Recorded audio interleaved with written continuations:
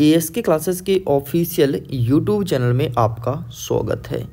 लीजिए स्टूडेंट्स, अब आपके सामने कक्षा 10वीं संस्कृत के सेट नंबर 1 का फुल सॉल्यूशन लेकर के आ चुका हूं। मैं आपको सॉल्यूशन एक कॉपी के माध्यम से दिखाऊंगा। बच्चे कैसे कॉपी में लिखते हैं आंसर और किस प्रकार से आपको लिखना है, तो कॉपी के माध्यम से आंसर दिखाने वाला हूँ। वैसे मैं यहाँ पर आपके सारे के सारे वस्तुनिष्ठ क्वेश्चंस को टिक करा दूंगा, फिर 1 से लेकर के प्रश्न क्रमांक 23 तक का आपका संपूर्ण उत्तर मैं कॉपी के माध्यम से दिखा दूंगा। वीडियो में एंड तक बने रहिएगा, बहुत मज़ा आएगा और वीडियो ख़त्म होते होते आपको बहुत कुछ सीखने को भी मिलेगा। टोटल आपका जो पूर्णांक है वो रहेगा 75 नंबर का। समय मिलेंगे आपको 3 घंटे। आगे बढ़ते हैं तो यहाँ पर निर्देश में लिखा है पहला नंबर, सर्व प्रश्न अनिवार्य सन्ति, सभी प्रश्न को हल करना अनिवार्य है।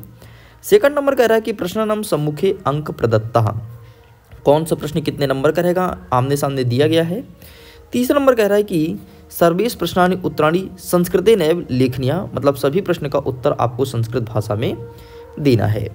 हमारा प्रश्न क्रमांक 1 कह रहा है कि उचित विकल्प चित्वा लिखत, हमें उचित विकल्प का चयन करके लिखना है। पहला नंबर कहता है अध्यय लिखतेषु षष्ठी विभक्ति रूपम अस्ति, तो इसका सही आंसर आपको मुने कर देना है। सेकंड नंबर कहता है राज्ञ इत्यस्मिन् पदे का विभक्ति अस्ति, तो यहाँ पर आपको चतुर्थी विभक्ति कर देना है।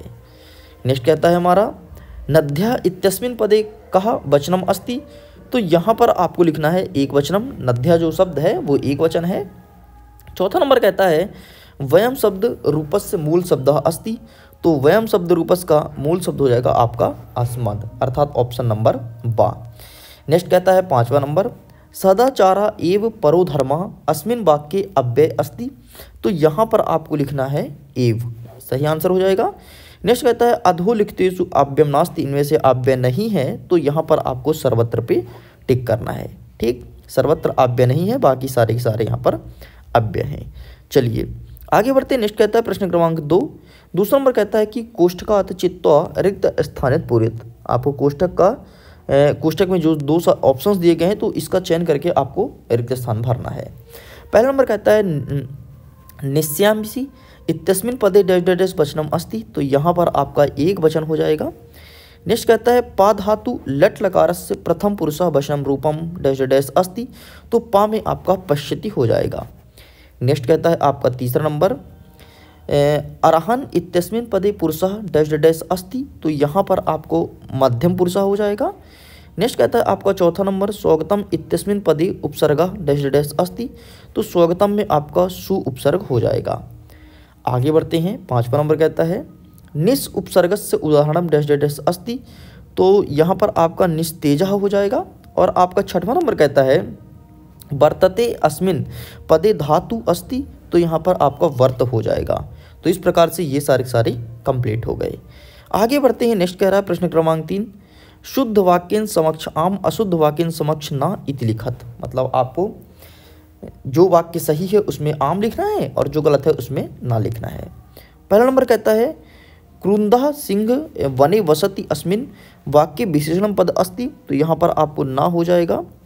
नेक्स्ट कहता है आपका निर्बल कृषिकः अस्मिन् वाक्य विशेष पदम कृषकम नास्ति, तो यहाँ पर आपका आम हो जाएगा। आगे बढ़ते। नेक्स्ट कहता है कतारा इत्यस्मिन् विपरीतार्थक पदम आकारांत अस्ति, तो यहाँ पर आपका आम हो जाएगा, ये भी सही है। नेक्स्ट कहता है संपन्नम इति विपरीतार्थी पदे विपिन्नम भवति, तो यहाँ पर आपका ना हो जाएगा। नेक्स्ट कहता है शिवा इत्यस्य पर्याय पदम सक अप अस्ति, तो यहाँ पर आपको ना हो जाएगा। नेक्स्ट कहता है आपका अग्नि इत्यस्य पदम समानार्थी पावका अस्ति, तो यहाँ पर आपका आम हो जाएगा। इस प्रकार से ये भी कंप्लीट होता है। आगे बढ़ते हैं। नेक्स्ट चौथा नंबर कहता है कि उचित युग्म मेलनम कुरत, अब आपको उचित मेल का चयन करना है। आगे बढ़ते हैं तो यहाँ पर एक साइड लिखा है खंड का, दूसरे साइड लिखा है खंड खा। खंड का में क्वेश्चन है और आगे आंसर्स है। तो चलिए देख लेते हैं स्टूडेंट्स कि आगे का सही आंसर क्या हो जाएगा। हमारा पहला नंबर कहता है नवभालिका, तो इसका सही आंसर हो जाएगा आपका कर्मधारय समास, ये हो गया पहले का उत्तर।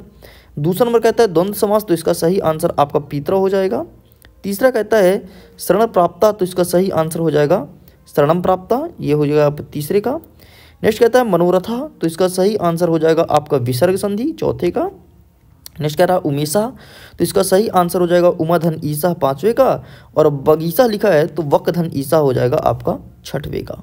इस प्रकार से ये पूरा पूरा कंप्लीट होता है। आगे बढ़ते हैं। नेक्स्ट कहता है एक पदेन उत्तरम लिखत। अब आपको एक पद में उत्तर देना है।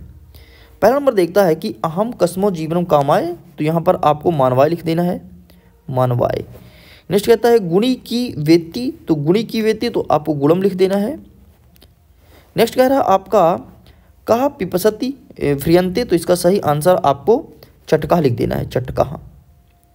नेक्स्ट कह रहा है अदाय अस्मिन पदे का प्रत्यय अस्ति, तो अदाय में कौन सा प्रत्यय है, तो अदाय में आपका लप्य प्रत्यय लप्य, तो यहाँ पे लप्य कर देना है। नेक्स्ट कह रहा है कि वर्तमान अस्मिन पदे का प्रत्यय अस्ति, तो वर्तमान में आपका सनच है, सनच, तो आपको सनच लिख देना है।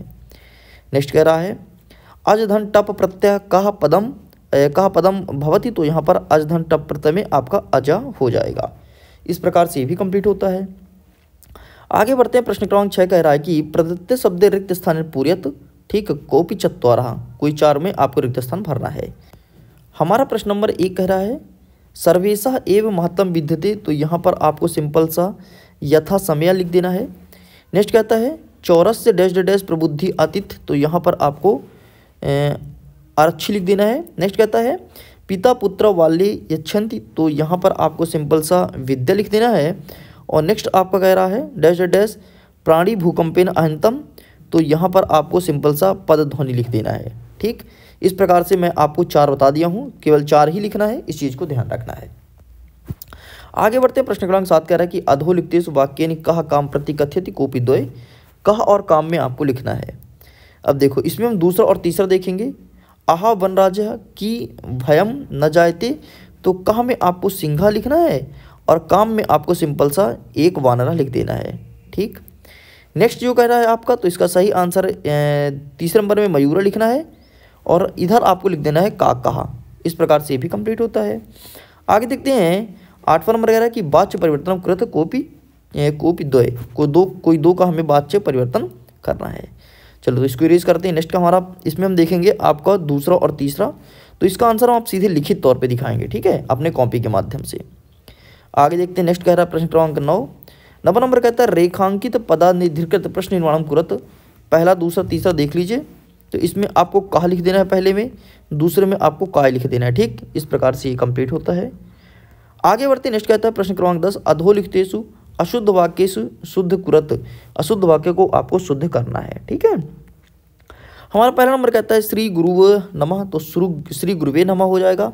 मम दुग्धम रचते, तो मम दुग्धम रचते हो जाएगा। ठीक है, मतलब ऊपर चढ़ाएगा, जो दुग्धम लिखा है माँ है तो माँ इसका बिंदु ऊपर चढ़ाएगा और मम के नीचे हलंत लग जाएगा। ठीक, कुछ इस प्रकार से होगा।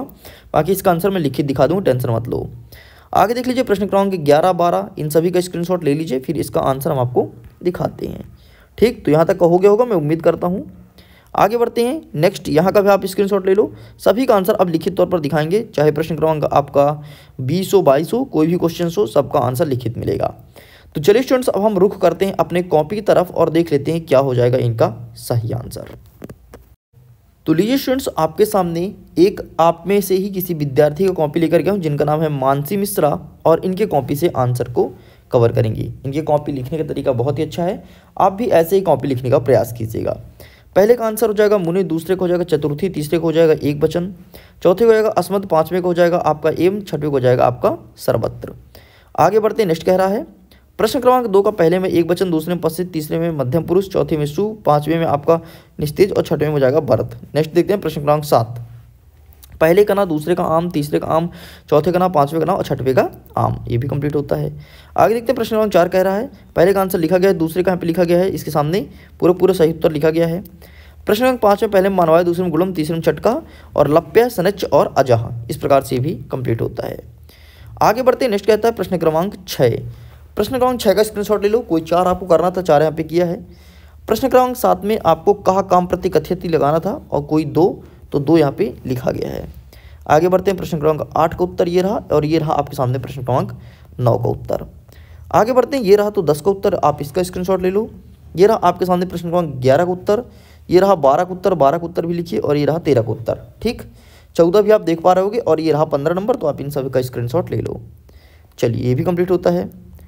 आगे बढ़ते हैं। ये रहा प्रश्न क्रमांक 22 का उत्तर, ठीक है। बाकी बीच का आंसर आई थिंक मिस है, ठीक। तो 22 का ले लो और ये रहा आपके सामने 23 का नंबर उत्तर, ठीक। इसका 20 का आंसर मिस है, पीडीएफ में ऐड नहीं हो पाया है। मैं इसका आंसर टेलीग्राम पर भेज दूंगा, तो वहाँ से देख लेना प्लीज़। वो बाय मिस्टेक पीडीएफ में ऐड नहीं हो पाया है, उसकी वो मेरी स्वयं की गलती है, ठीक है। बाकी मैंने तो पूरा आंसर लेकर के ही आया था। एंड फाइनल स्टूडेंट्स, ठीक है, कोई दिक्कत नहीं यार, मैं उसको पीडीएफ के थ्रू भेज दूंगा। उम्मीद करता हूँ वीडियो पसंद आया होगा और मैं जो थोड़ी सी गलती किया हूँ उसको आप बाय मिस्टेक मिस कर देंगे, मतलब भूल जाएंगे। ओके, तो जल्द ही मिलते हैं नेक्स्ट पेपर के साथ। किस अब किस पेपर का सोल्यूशन चाहिए कमेंट सेक्शन में लिख करके बताइएगा जरूर। Bye bye.